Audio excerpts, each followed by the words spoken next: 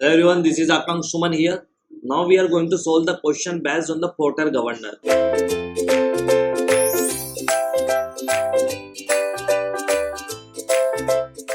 In the question, it is given that each arm, you just have to keep calculator with yourself because there is a lots of calculations in the governor questions.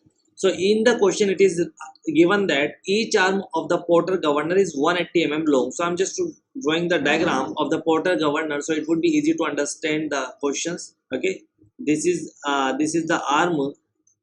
Okay, this is the arm of the Porter governor and this is the link, we all know that, which is connected to the sleeve. So in the question it is saying that each arm, we generally consider one side of the governor because it would be equal to both the sides. So we are calculating by considering one side of the governor because the calculations will be same on the other side also, so we can consider only one side. So each arm means one and the second arm. This is not the arm, this is link. This is link and this is arm. Okay, this arm and this arm is saying that in the question that the both the arm are having 180 long. So this is another arm. Okay, and we all know this is pivoted by a link through the pivoted by the sleeve through the link. So this is our sleeve. Okay, in the question it is saying that the mass of the each ball is 4 kilogram. Okay, this is 4 kilogram, this is also 4 kilogram, and sleeve is 18 kilogram. So capital M is equal to 18 kilogram, and the radius of rotation of the ball is 100 radius of rotation of the ball. Where is the ball in the question? You can see the diagram. This is the radius of the ball and this radius of the ball is 100 and since it is in the question that it is written that it is pivoted on the axis of the rotation, that means this is the pivot point as well as the axis of the point of intersection. This is also the point of intersection. So we generally measure the height of the governor from the point of intersection, so that's why it would be considered as the h, which would be the height of the governor. Okay, this is the center of rotation of the balls.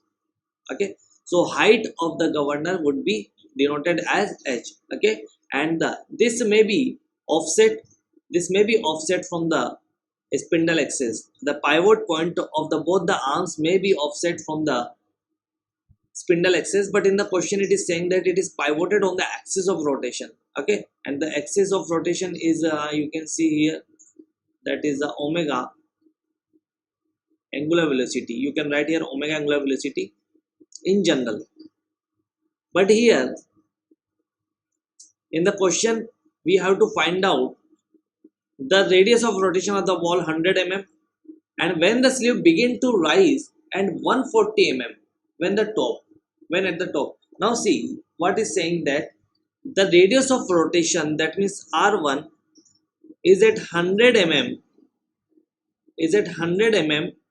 when the sleeve begin to rise, that means at a height h1, and it is 140 that means it is r2 would be 140 it would be 140 when at the top, when the sleeve at the top.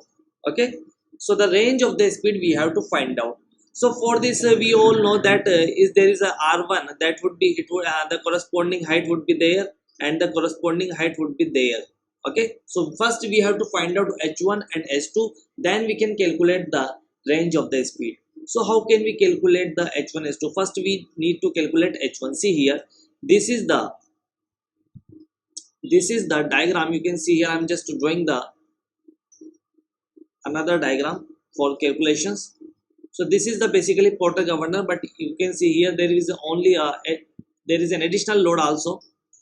So I'm just drawing the Porter governor for calculation purpose.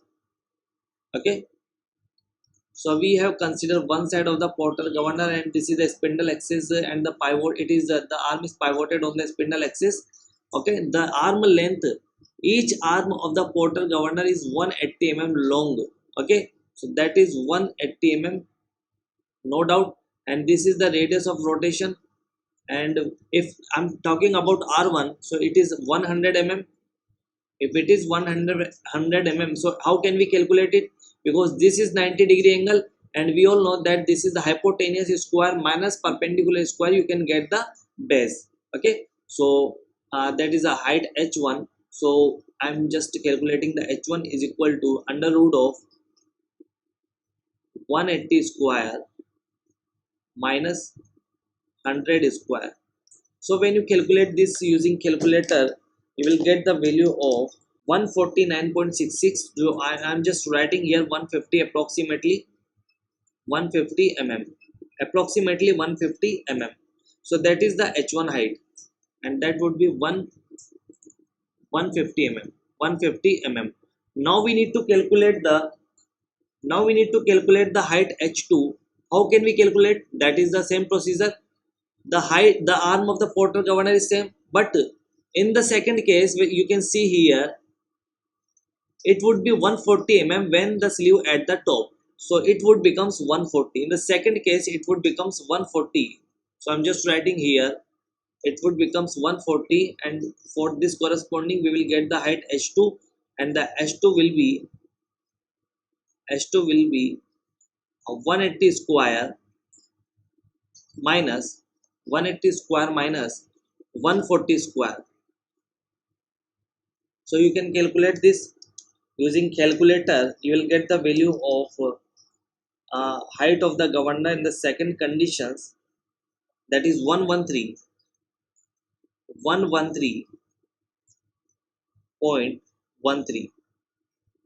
mm. Okay, this is the height of the governor when the radius is 140. So I'm just writing here the height of the governor in the second case, that is 113.13 mm. Now what, this is the Porter governor, we all know, and how can we calculate the height of the Porter governor? That is equal to 895 upon n square multiply 1 plus mg plus minus f. You just have to write the formula completely. Okay, then put the terms equal to 0, which is not given in the question, twice mg. See here, friction is not given, so I can neglect it. Okay, and what about k? Since there is nothing mentioned about the link length, so we can consider that both the lengths are equal, and if both the lengths are equal, that means theta would be equal to beta. If nothing is mentioned about the link length, okay, only just about talking about the arm length, you just have to equal both of them, and when both the lengths of the link and the arm would be equal, that means the k value would be equal, because we all know k is equal to 10 beta upon 10 theta. So as the length of both the links and the arms are equal, it would be equal to 1. So that is k equal to 1. When you put the value of k is equal to 1, you will get the value of 1 plus 1, that is equal to 2, and that would be cancelled out by this 2. Okay, so finally you will get, I'm just writing here, h is equal to 895 1 plus 895 upon n square 1 plus m upon small m. So that is the result that you will get after putting the values in these equations. Okay, now we have to find out the range of the speed. So I can write here this formula, that 895 upon h small m plus m upon small m. Okay, but this is n square, this is not the n. We have to take under root of that term completely, but before we take under root, we just have to put the values. So I'm just putting the value for n1 is equal to 895 upon h1, and what is the value of h1? We have calculated 150, that is n1 square. Okay, m plus m, mass of the ball is here, mass of the ball is equal to 4 kilogram, and the mass of the sleeve is 18 kilogram. Remember that whatever be the data is not given in the question, you just have to neglect it. If the mass of the sleeve is not given, just neglect the mass of the sleeve, but in the question mass of the sleeve is given, however. So here I can write it as 4 plus, now remember that This is in mm. You just have to put it into meter. Okay, so that would divided by 1000. So finally you will get 895 upon 0.150 multiply 22 upon 4. Okay, just to put the value of height in meters. Okay, so 895 multiplied 22 divided by 4 divided by 0.150. So that would be the value. When you take under root, you will get the value of n1. That would comes out to be 181.15. 181.15 rpm. Okay, don't forget to convert mm into meter. Okay, so similarly we can calculate the value of n2 square, that is 895 upon what is the value of height, that is 113.13, but it is mm, we just have to put into meter. So that means 0.113. Okay, multiply 4 plus 18 upon 4, and you will get the value when you solve this 208 208.71 rpm. Now you can see here in the diagram what is the concept for the centrifugal governor we have studied till now.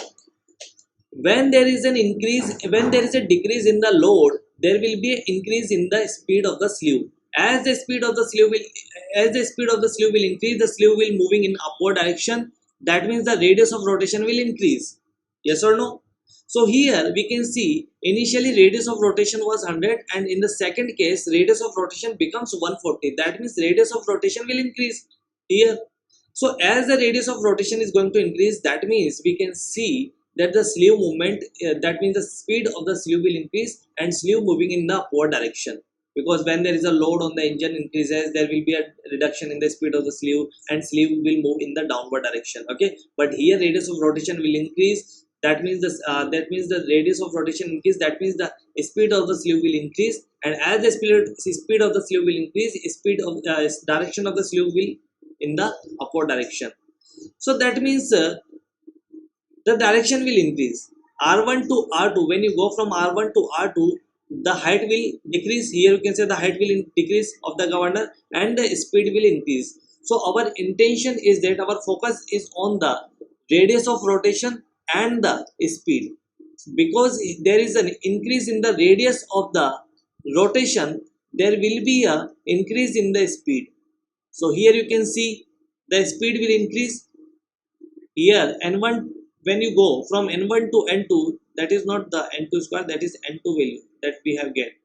So as you go from r1 to r2, radius is going to be increased. So as radius increases, speed increases. So we can call it as stable governor. Yes or no? We can call it as stable governor. Okay, or you can call it as stability. As radius increases and speed increases, we can call it as stability. So I'm just writing here, I'm just taking you the concept. So we can call it as stability. If radius increases but the speed decreases, that means both are in opposite to each other, then we call it as instability. And remain constant, you can write it as n in the form of revolution per minute, or you can write in the form of radian per second, that is omega. Both the things are same, and r and omega will be correlate to each other like that. Okay, because omega is nothing but the 2 pi n by 60. So whatever be the variation in the revolution per minute, that would be the same variation in the omega. Okay, so as you increases the radius of rotation, speed of the governor will increase. That means it is a stable governor. And the speed of the radius increases but the speed decreases, then we call it as instability. And whether you increase the radius of the governor or the decreases radius of the governor, speed remain constant, then we call it as the isochronous governor. Isochronous governor. Isochronous governor, or you can say zero time response. You can call it as zero time. Okay, so that would be the concept. Basically you need to learn it, and you can write it as by in the note, you can write it as it is. Okay, So I hope you will understand the solution of that question. But in the question, what was asking? Range of the speed. So final answer is going to be here, that the range of the speed. Don't forget to get the final answer. Range of speed is, what would be the range of speed? That is n2 minus s1, n2 minus n1, 208.71 minus 181.15. So finally what you will get? So I'm just subtracting 181.15 from 208.71, you will get the 27.56. That is the range of the speed. Don't forget to consider range of the speed. This is n2 minus n1. Don't make a mistake n2 square by putting n2 square minus n1 square. Don't forget to take under root of that term. Okay, this is n square, this is n square, not n. So we just have to find out the range of the speed. That means we have to find out n2 minus n1. Okay, so finally that would be the if you want to get the answer in integer form, you can approximately put it equal to 28. Okay, approximately it would be 28 rpm. So I hope you will understand the solution of that question.